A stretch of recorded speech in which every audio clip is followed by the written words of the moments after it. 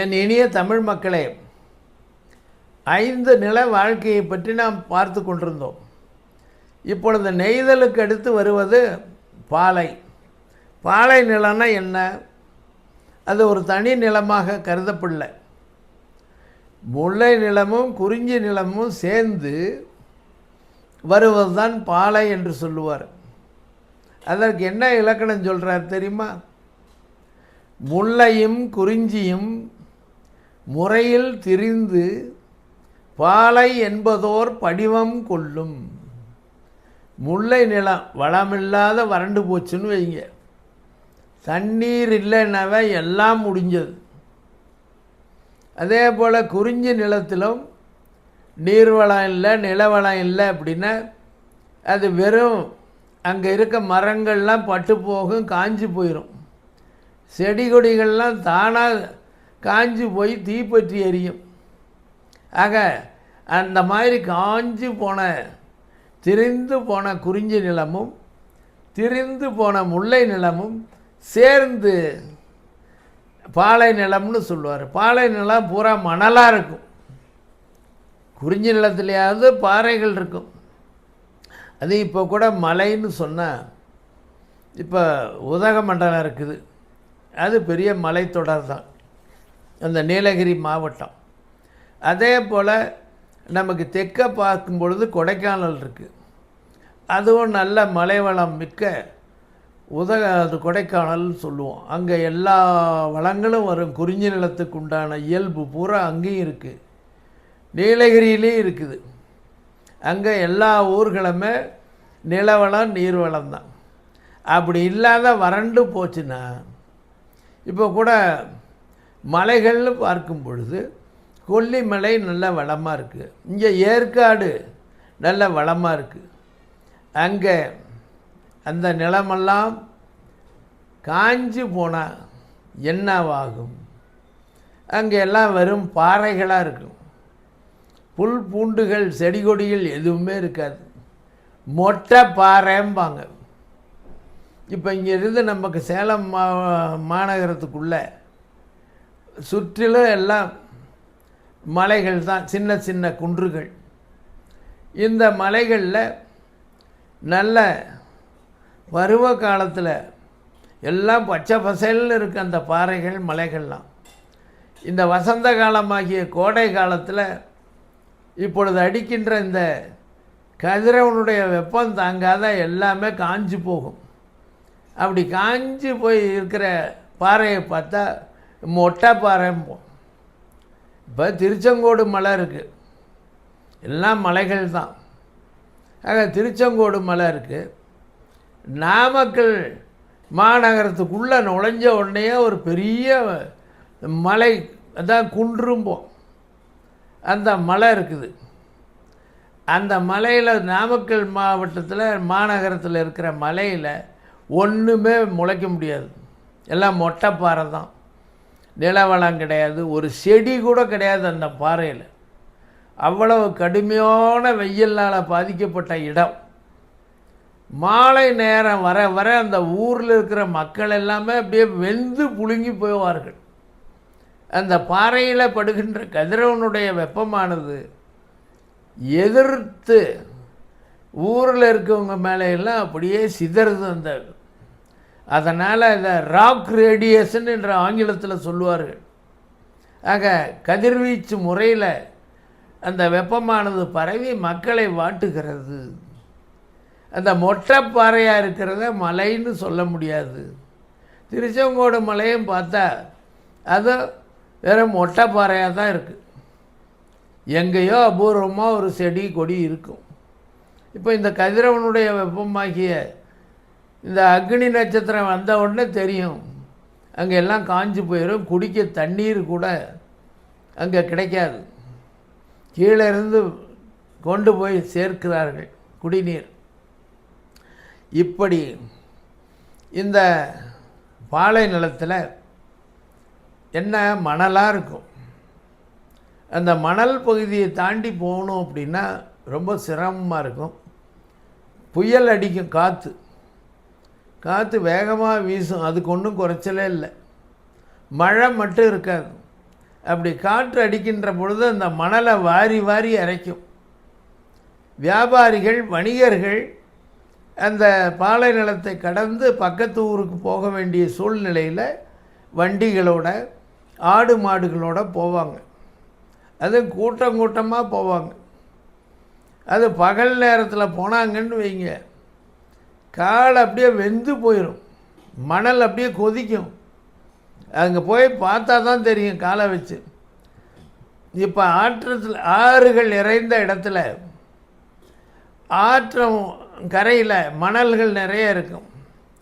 அந்த மணலில் பகல் நேரத்தில் வெயில் அடிக்கையில் நம்ம கால் வச்சு நடந்தால் தெரியும். செருப்பு இல்லாத, காலணி இல்லாத நடக்கும் பொழுது எவ்வளவு வெப்பம்.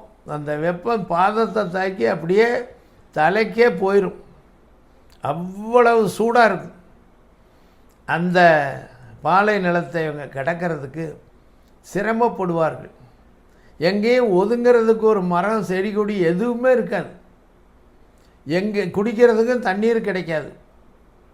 அபூர்வமாக எங்கேயோ ஒரு இடத்துல, பாலை நிலத்தில் 2 மரம், செடி, கொடிகள்லாம் இருக்கும். அந்த இடத்துல எப்போவோ மழை பெஞ்சு தேங்கி இருக்கின்ற குட்டைகள் இருக்கும். இங்கே ஊருக்குள்ளே அந்த குட்டையெல்லாம் இருந்தால் அந்த நிறத்தை பார்த்தாலே பச்சை பசேல்னு அப்படியே இருக்கும், பாசம் பிடிச்சி.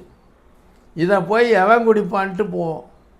அங்கே பாலை நிலத்துக்குள்ளே போகும்பொழுது அது அவங்களுக்கு தேவாமிர்தம், உயிர் காக்கும் மருந்து. அதை அள்ளி குடிப்பாங்க. அங்கே கொஞ்சம் நேரம் தங்கி இருந்துட்டு அந்த நிழலில் இருந்துட்டு ஒதுங்கி போவாங்க. அது பசுஞ்சோலை. பாலை மரத்தில் பசுஞ்சோலை, பாலை நிலத்தில் பசுஞ்சோலை என்று சொல்லுவார்கள்.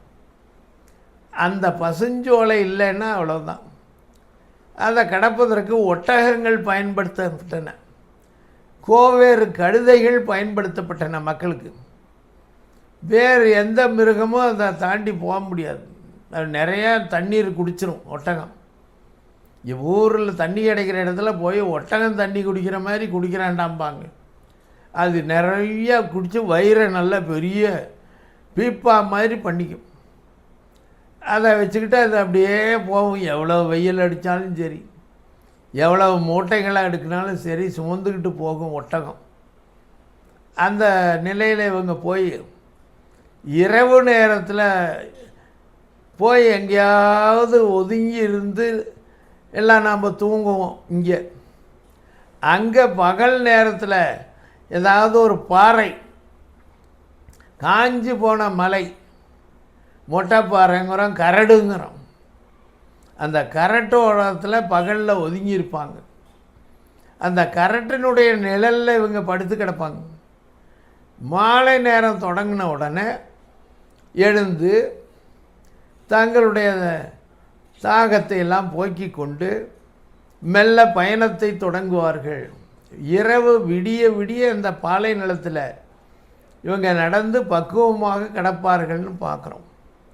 அப்படி போகின்ற வழியில் அங்கே மறவர்கள், காணவர்கள் நிறைய பேர் காத்து கொண்டிருப்பார்கள். இரவில் இவங்க போகிறப்ப அவங்க அந்த பாலை நிலத்து மக்களுக்கு காணவர்கள், மறவர்கள், வேட்டுவர்கள்னு பேர். அவங்களுக்கு அங்கே எந்த உணவுப் பொருளும் விளையாது. பாலை நிலத்தில் எதுவுமே விளைபொருள் கிடையாது. நெல் கிடைக்குமா, இல்லை கம்பு கிடைக்குமா, இல்லை சோளம் கிடைக்குமா? ஒன்றும் கிடைக்காது, எதுவுமே முளைக்காது. அதனால் இவங்க வியாபாரிகள் கொண்டு செல்லுகின்ற இந்த வணிகர் கூட்டத்தை கொள்ளையடிப்பார்கள். இவன் வணிகர் போகையில் அதனால தான் இப்போ வணிகர்கள்லாம் என்ன செய்வாங்கன்னா, அவங்க மாட்டு வண்டிகளில் போனாலும் 5 வண்டி 10 வண்டி சேர்ற மாதிரி ரெட்டை மாட்டு வண்டியில் சரக்குகளை ஏற்றிக்கிட்டு அந்த வண்டிகளுக்கு முன்னும் பின்னும் பக்கவாட்டிலும் இவங்க காவலர்களோட வேல் ஏந்தி கொண்டு பாதுகாப்பாக போவாங்க. இவங்க இப்படி வர்றதை அவங்க தூரத்தில் இருந்தே பார்த்த அந்த காணவர்கள், வேடுவர்கள் உயரமான இடத்துலேருந்து, மரத்து மேலே இருந்து பார்த்துருவாங்க. எங்கேயாவது மரம் இருக்கிற இடத்துல அவங்களுக்கு அது நிரந்தரமான இடம். பாலை நிலத்தில் எல்லாம் அவங்களுக்கு பழக்கமான நிலமானதுனால எல்லாம் அவங்களுக்கு அக்கு வேற அணி வேற தெரியும். இவங்க இந்த மேடாக இருக்கிற பகுதியில் இந்த வண்டிகள் சரக்குகளோட மேலே ஏறுவதற்கு மாடுகள் திணறும்.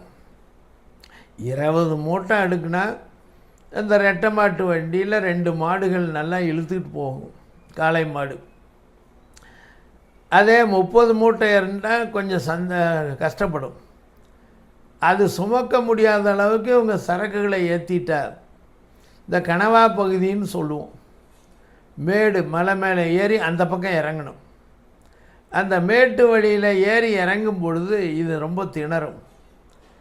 அப்போ இவங்கெல்லாம் ரொம்ப 2 பக்கமும் இந்த காணவர்கள் மறவர்கள் திடீர்னு வந்து இந்த வணிகர்களை எல்லாம் வெட்டி தாக்கி கொன்று விட்டு அவங்க கொண்டுக்கிட்டு போகிற எல்லா பொருள்களையும் கவர்ந்து கொள்வார்கள்.